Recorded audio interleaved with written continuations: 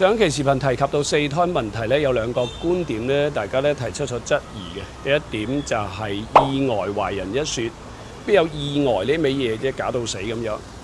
嗱，本人嘅親身經歷咧，奉勸各位父母暫時未諗住要小朋友打算咧，千祈唔好相信什麼安全期，如果唔係分分中招賴嘢嘅。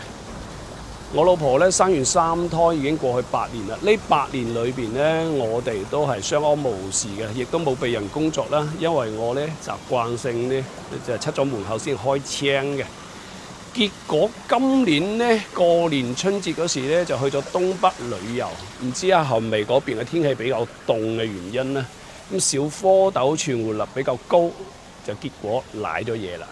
咁當發現懷孕嘅時候已經係2個月啦。開始嗰陣時咧，我老婆係唔諗住要嘅，畢竟已經2個月啦嘛，始終都係一條活生生嘅生命嚟啊嘛，你叫我孭佢點可以咧係嘛？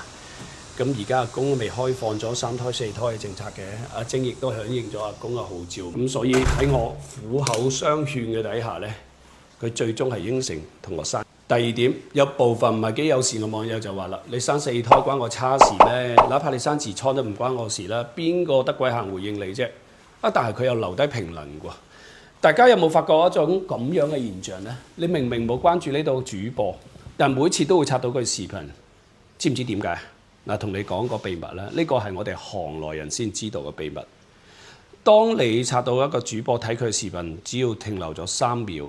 官方根據呢個大數據就會分析，認為你喜愛呢個主播。當你留低咗呢個評論，咁你就大劑啦。